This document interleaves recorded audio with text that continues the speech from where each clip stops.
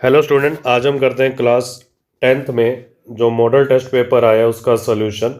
देखो क्या है, पेपर जो होगा 80 मार्क्स का होगा और इसका टाइम होगा 2 hours 45 minutes। तो सभी प्रश्न करने अनिवार्य हैं। और देखो क्या है, इसके अंदर स्टार्ट करते हैं। फर्स्ट क्वेश्चन, परिमेय संख्या का दशमलव प्रसार है। हमने ये पढ़ा हुआ है कि अगर सहभाज्य संख्या मतलब ऊपर नीचे पूरा कट जाना चाहिए और नीचे अगर 2 अथवा 5 के गुणनखंड आते हैं तो वो होता है शांत, और 2 और 5 के अलावा कोई तीसरा आ जाता है तो वो होता है अशांत आवर्ती। तो इसमें देखो क्या है, हर के जो गुणनखंड है उसमें 2 आ रहा है, 5 आ रहा है और 5 आ रहा है, तो इसका आंसर हो जाएगा शांत। दूसरा, निम्न में से कौन सा द्विघात बहुपद नहीं है।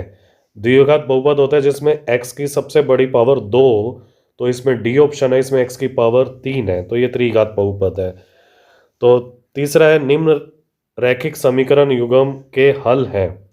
तो देखो क्या है, हल कैसे करते हैं। पहली समीकरण दे रखी है x प्लस वाई बराबर 4 और दूसरी समीकरण दे रखी है x माइनस वाई बराबर 2। जब दोनों को जोड़ेंगे तो वाई वाई कैंसिल हो जाएगा, तो 2x बराबर 6 और x बराबर आ जाएगा 3। x बराबर 3 कहीं भी रख दो, जैसे पहली समीकरण में x की जगह 3 रखेंगे तो आ जाएगा 3 प्लस वाई बराबर 1 4 सॉरी, और y बराबर आ जाएगा 1। तो हमारे पास आ जाएगा x 3 और y 1, मतलब ए ऑप्शन हमारा आंसर आ जाएगा।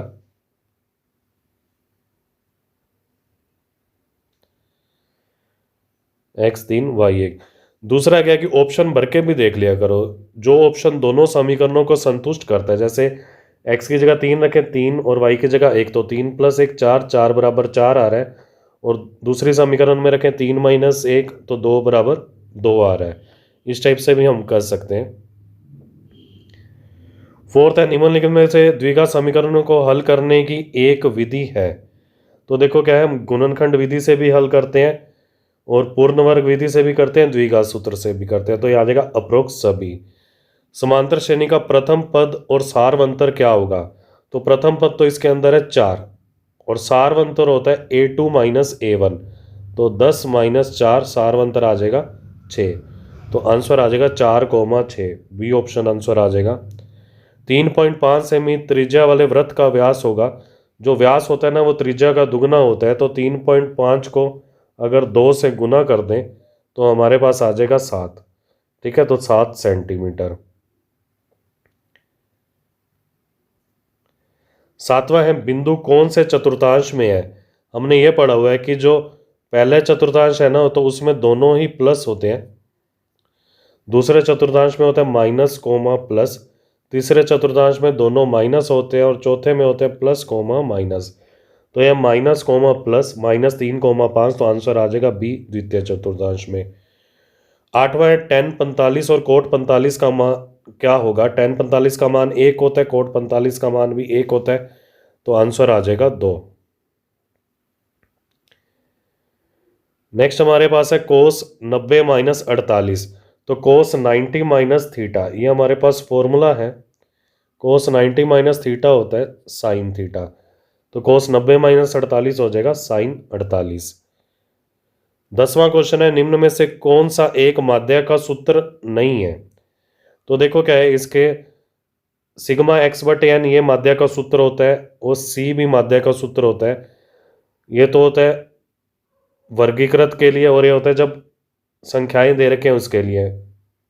ये संख्याएं दे रखी होती हैं उसके लिए होता है, और ये जब वर्गीकृत बारंबारता होती है, जब टेबल सारणी बनी होती है उसके लिए। ये कोई भी सूत्र नहीं है माध्य निकालने का, ये भी नहीं है, तो ये क्वेश्चन ही गलत है क्योंकि इसके दो ऑप्शन आ रहे हैं, एक तो बी सही है और एक डी सही है, ये दोनों ही सूत्र नहीं है। 11वां क्वेश्चन है, निम्न का बहुलक ज्ञात कीजिए। तो बहुलक क्या है कि जिसकी बारंबारता सबसे ज्यादा होती है वो बहुलक होता है। तो इसमें जो बहुलक आ जाएगा वो आ जाएगा 7, क्योंकि 7 की जो बारंबारता है ना वो 8 है। निम्न में से कौन सी घटना की प्रायिकता नहीं हो सकती। हमने पढ़ा हुआ है कि जो प्रायिकता का मान है ना वो नेगेटिव नहीं होता, तो बी ऑप्शन आ जाएगा -1.5।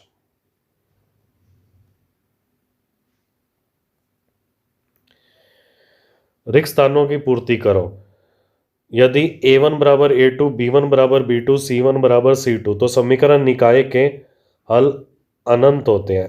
अपरिमित रूप से अनेक हल लिख दो या अनंत। अपरिमित रूप से अनेक हल।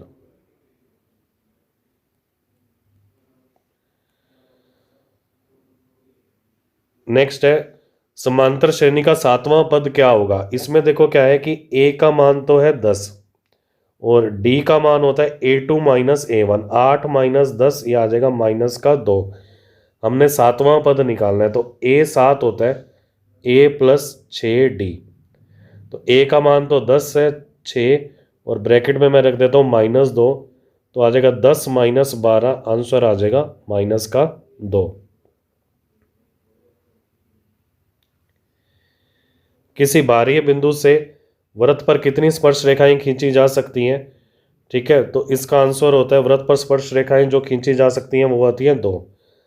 1 और 2 इस टाइप से 2 स्पर्श रेखाएं खींची जा सकती हैं। निर्देशांक ज्यामिति में दो बिंदुओं के बीच की दूरी ज्ञात करने वाला सूत्र लिखो।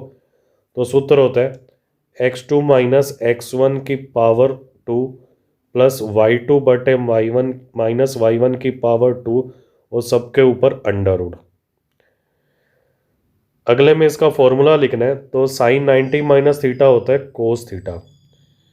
बंटन की माध्यिका होगी। माध्यिका निकालने के लिए देखो क्या है, सबसे पहले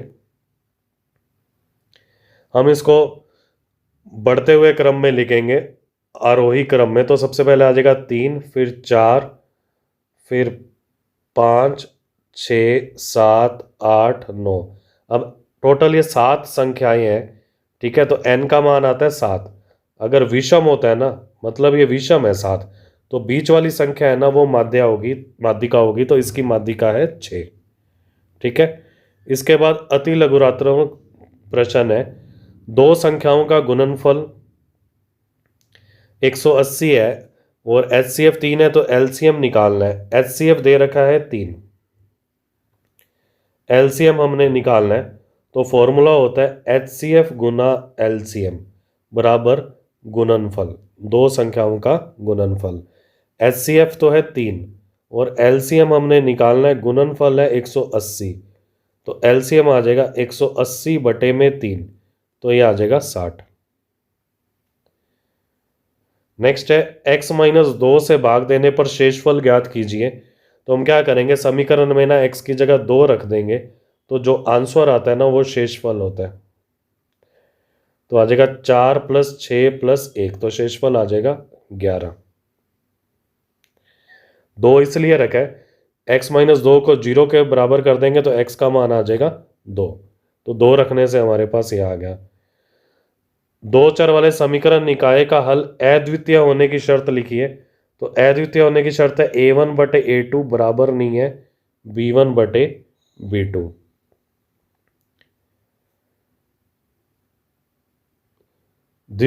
अब फिफ्थ पार्ट में है द्विघात समीकरण के मूलों का योग। मूलों का योग होता है -b बटा a। तो यहाँ a का मान तो है 2 और b का मान है 3, c का मान है 4।